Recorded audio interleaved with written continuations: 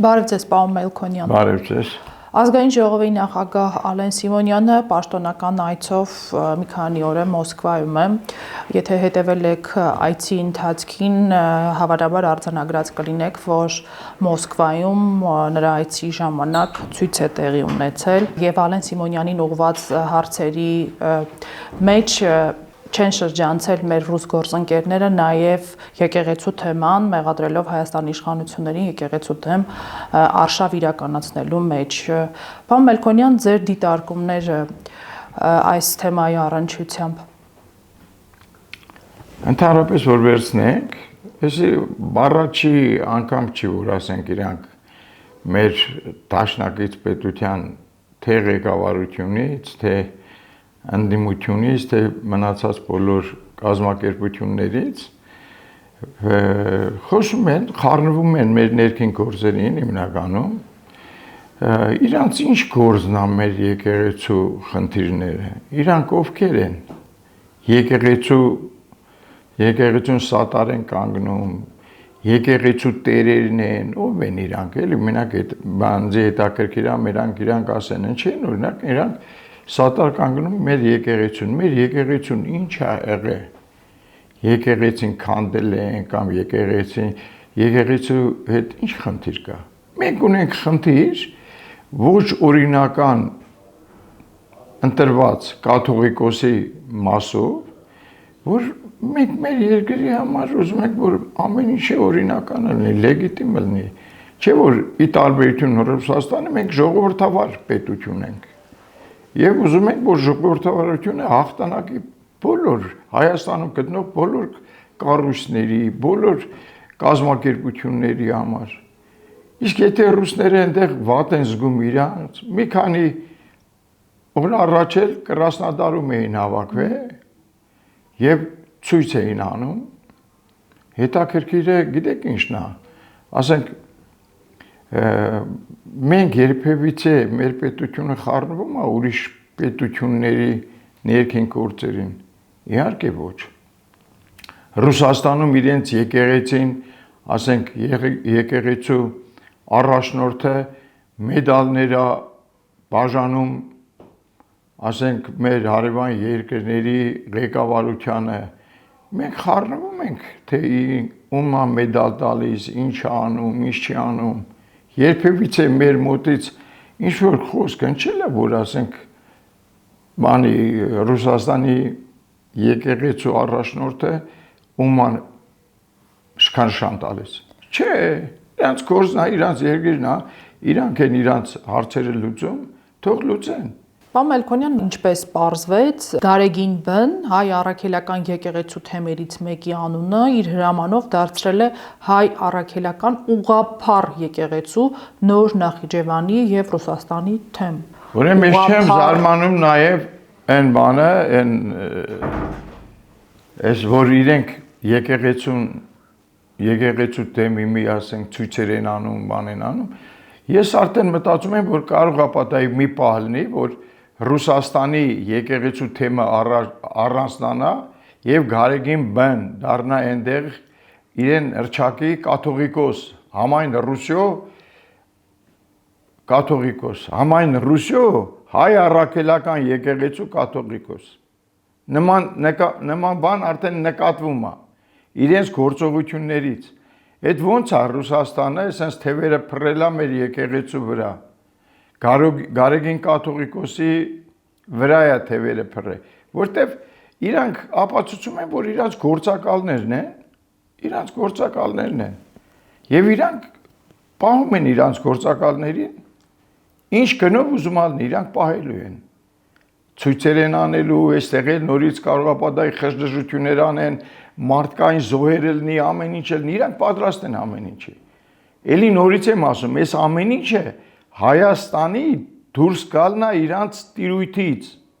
սրա պայքարն է հետում, իրանք Գարեգինին օգտագործում են, եկեղեցին օգտագործում են, մեր ընդդիմությունն էլ լծված է այդ սայլին ու այտենց գնում է, այդ պարելով գնում է։ Տեսնում ենք նաև, որ ռուսաստանցի գործարար Սամվել Կարապետյանն է,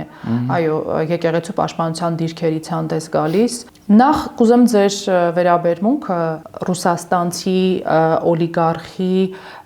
այդքան բացահայտ սատարմանը եկեղեցուն ինչ նպատակ ունի եւ արդյոք նա եւս ինչպես եկեղեցին օգտագործվում է Դաշնակից պետության կողմից այստեղ ինչ որ process-ներ գեներացնելու համար արժևում խորհրդարանական ընտրություններն են։ Դե հիմա իրանց ամբողջ հույսը դրել են, որ խորհրդարանային ընտրությունների ժամանակ իրանք պետք է հաղթեն։ Իրանց ամբողջ նպատակը Հայաստանին տիրանալն է, Հայաստանին գաղութացնելն է։ Հիմա մենք այդ գաղութացման ճանապարհից դուրս ենք եկել։ Իրանք ուզում են նորից գաղութացնեն Հայաստանը։ Դրա համար իրանք ամեն ինչի դիմում են։ Օրինակ Սամվել Կարապետյանը Ռուսաստանի մեծահարուստներից մեկն է, օլիգարխ է։ Ռուսաստանի օլիգարխ է։ Սամվել Կարապետյանը կարող է մի 1000 մարդով Ռուսաստանում, որպես Ռուսաստանի քաղաքացի, մի հատ միտինգ անի։ Կարա ցույցեր անի։ Ինձ օրինակ հետաքրքիր է, էլի, կարա անի, թե չի կարանի։ Կամ այստեղ գտնվող, ասենք, Ռուսաստան ինչ որ ասենք երկար գծերը, որ իրանց ղեկավարման տակ է, այստեղի տնօրենը գնա Մոսկվայում ցույցեր անի։ Պուտինի դեմ։ Կարա անի։ Քիչ հավանական է։ Այսինքն անհնարին է։ Անհնարին է առանց իրանց իշխանությունների այդ երկրում ցույցեր լինեն։ Դες 44-օրյա պատերազմի ժամանակ ամբողջ աշխարհի հայությունները ամբողջ աշխարհով մեկ ցույցեր էին անում։ Դուրս էին եկել փողոցներ, փողոց էին փակում, որ խոսում ենք Ամերիկայի Միացյալ Նահանգների մասին, Ամերիկայում փողոցներ էին փակում, մեծ տրասաներ էին փակում։ Ռուսաստանից քանի քաղաքում, քանի մարդա ցույց արել։ Նույն Սամվել Կարապետյանը օրինակ կողմերին կոչ էր անում։ Ես ասում ցույց արել են։ Այդ խոսակցությունները, դա խոսակցությունն է։ Երկու կողմերին բան արեք, ինքը Պուտինը չի նախ որ երկու կողմերին ասի, գիտեք ինչ խաղաղվեք էսա, ինքը Պուտինը չի։ Ինքը մի հատ օլիգարխ հայ է Մոսկվայում, որ նմանատիպ երևի 1000 հատ ադրբեջանցի կար այնտեղ։ 1000 հատ ադրբեջանցի կար, որ այդ ադրբեջանցիները օգնություն տարան իրանց երկրին ամեն ինչով, թե գումարով, թե զենքով, թե ամեն ինչով տարան լծրին Ադրբեջան, իսկ մեր օլիգարխը կոչ անում, խաղաղվեք, որտյակս խաղաղվեք։ Էսենց էլի, դու ես։ Դու պետք է գայիր Հայաստան, քու ունեցածի կեսից ավելին բերեիր այստեղ, կանգնեիր քու ժողովրդի կողքին, ասեիր ես չեմ գնում պատրաստմից, այս 1 միլիարդը վերցրեք օգտագործեք։ Դե հիմա եկել է քաղաքական հավակնություններ ունի։ Մի րոպե, իմի ուրիշ բան է։ Իրան ուղարկել են։ Տես Ռուբեն Վարդանյան կար։ Իրան Ռուբեն Վարդանյանին ուղարկեցին Ղարաբաղ, դարձրին վարչապետ։ Այնտեղից բոլոր հնարավորությունները տվեցին, ամեն ինչ արին, հետո իմի որտեղ է Ռուբեն Վարդանյանը։ Բաքվում։ Այսինքն իրանք Ղարաբաղից ուզում էին, Ղարաբաղը եղել է միշտ իրանց ծերին խաղաքարտ։ Ղարաբաղով մեզի չոքծրած են պահե միշտ։ Հիմի Ղարաբաղը իրանք սիրուն ձևով Վարդանյանա խառը, նախագահ խառը լրիվին հանձնեցին Բաքվին, ոչ թե հանձնեցին, այլ վաճառեցին Ղարաբաղը, ծախեցին մեծ գումարներով, ծախեցին Ղարաբաղը, հետո անցան Հայաստանի, իմի Հայաստանի արդեն առևտրի մեջ են Երևակայի։ Իսկ այդ Վարդանյանին տարել էին այնտեղ, որ Վարդանյանը դառնար վարչապետ, հետո կար Հայաստանում դառնար վարչապետ։ Այդ բոլորը հասկանալի է։ Այն որ իրանք անում են, իրանց թվում է մենք չենք, մենք շատ լավ ենք հասկանում։ Իրանք անում են դաշնակցի քողի տակ,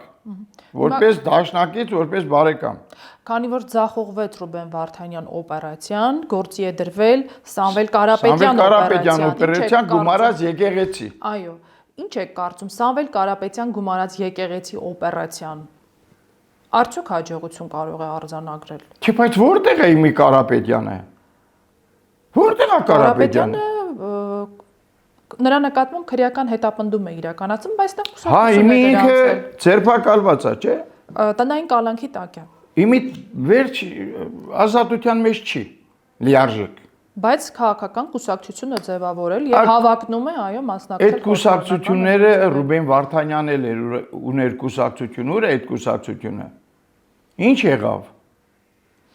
Չկա։ 23 թվականի Երևանի թիմ ընտրություններին մասնակցեց եւ հայտարարակ ցախողում։ Ահա, այսինքն նույն ճակատագրին են արժանանալու բոլորը։ Եթե ինքը ցանկանում է, թող դա բանում Ռուսաստանում տեխնացություն տնի նախագահի, կարա դնի, թող դա դնի։ Իսկ մեր երկիրը մենք չենք տա այս մարդկանց, ովքեր փորձ են կատարում մեր երկրի վրա, մեր ժողովրդի վրա փորձեր են կատարում։ Խոմ այս երկիրը անտեր չի, որ ով գա գլուխը բռնի քաչացնի։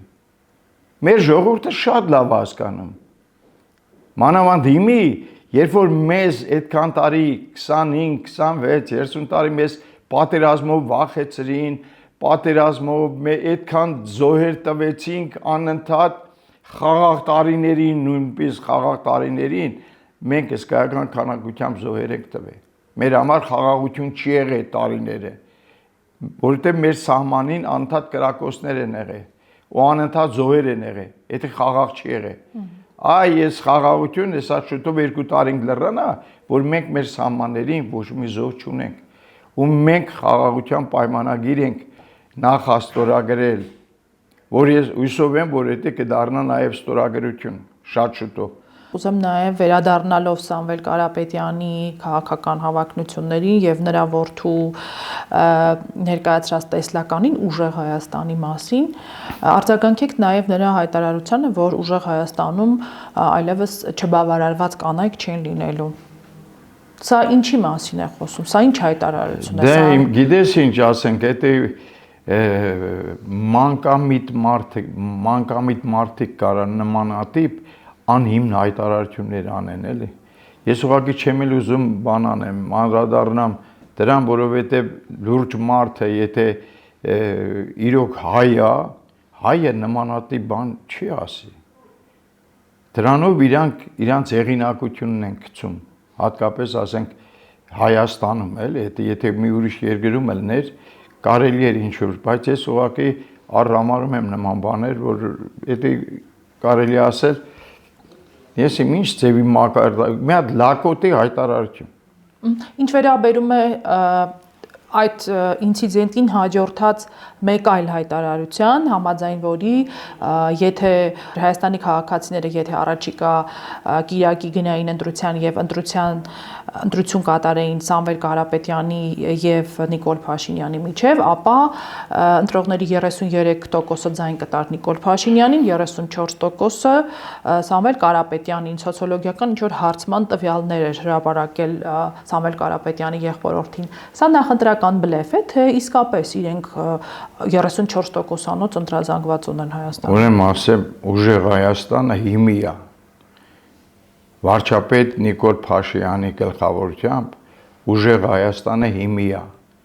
որը կնքել է խաղաղության պայմանագիր, 2 տարի արդեն խաղաղություն է մեր երկրում, եւ Ամերիկայի նման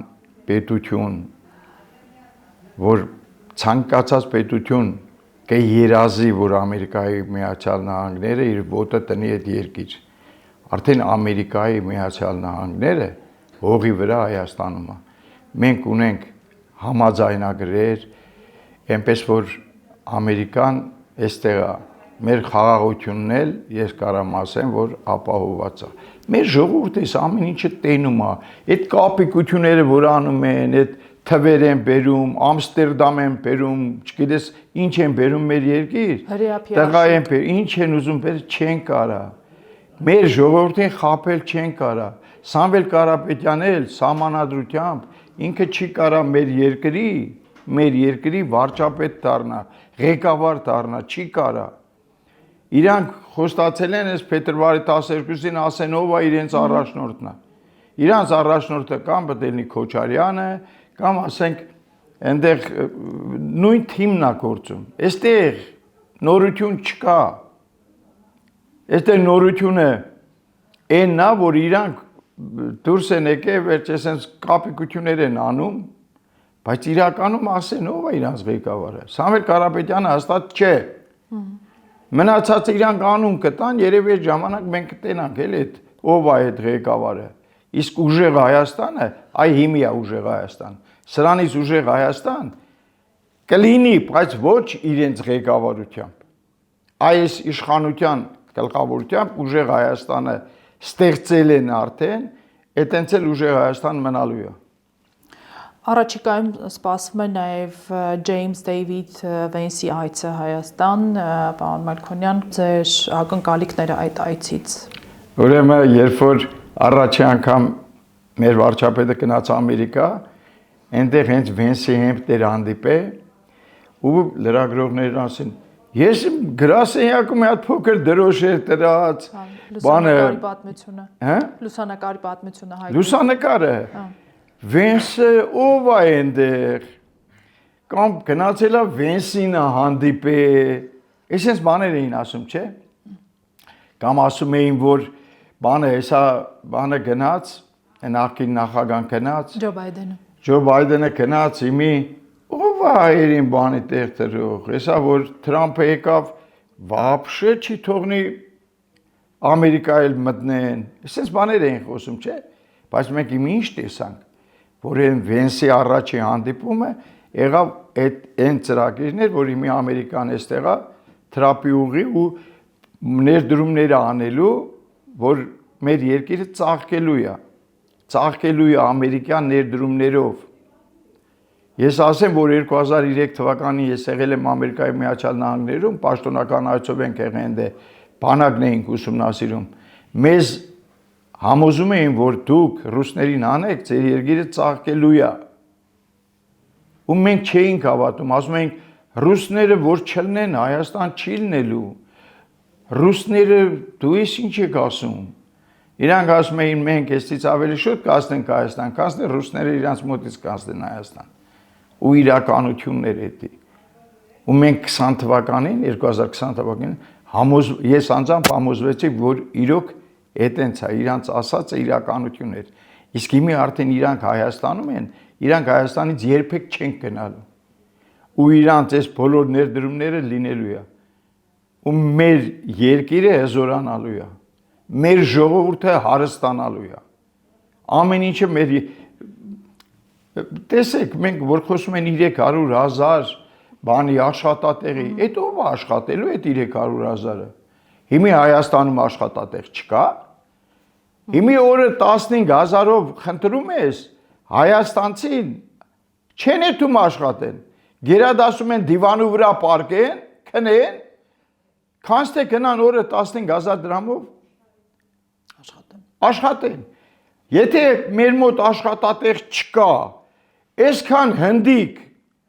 որ եկել է, ինչ անում ես հնդիկները։ Աշխատում են, չէ՞։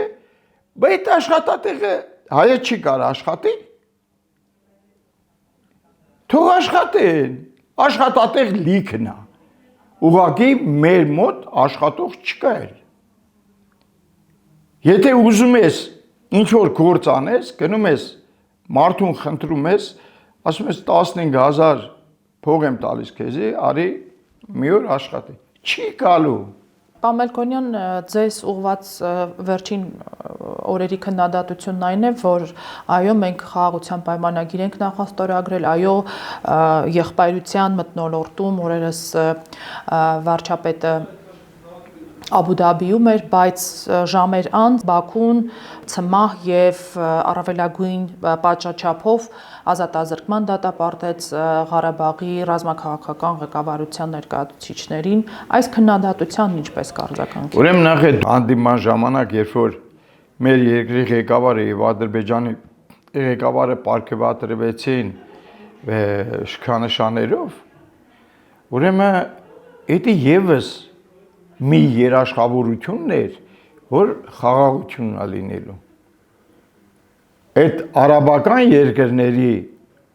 երկրների առաջ իրենք ելույթ ունեցան եւ ասեն, որ խաղաղություն է լինելու։ Դու պատկերացնում ես վաղը եթե Ալիևը հանգարց սկսի, այդ արաբական աշխարհը ինչ կասի իրենց։ Դա եւս մի բան է, մի երաշխավորություն է, որ պատերազմ չի լինելու։ Երկու պետությունները ցկտում են խաղաղության եւ իրենք ամբողջ աշխարհի առաջ Աբու Դաբիում բան արեցին։ Արդեն բոլորի առաջ ասեն, որ մենք ցկտում ենք խաղաղության եւ դրա նախադրյալները կան։ Արդեն առևտուր է սկսվել։ Երկու երկրների մեջ առևտուր է սկսվել։ Ինչ վերաբերում է, որ դատապարտել են, արդեն շուտ բանից է, արդեն 3 տարի է դատը գնում եւ դատը վերջապես բանը ավարտեցին իրենք այդ դատը, իրանց վճիռները ներկայացին։ Բայց մի մտածեք, որ մենք այդ թեմայով մեր երկիրը չի մտածում, մեր իշխանությունները չեն մտածում։ Ես նույնիսկ համոզված եմ, որ բանը այդ խնդիրներն էլ մեր իշխանությունները, Ադրբեջանի իշխանությունների հետ այդ խնդիրներ կլուծվի։ Ամեն ինչը կապված է խաղաղությունից։ Այդ խաղաղությունը երբ որ արդեն հաստատվեց, մնացած լրիվ խնդիրներն էլ իմ կարծիքով կամաց կլուծվեն։ Հավանիչ տեսանյութը եւ բաժանորդագրվիչ նորությունները բաց չթողնելու համար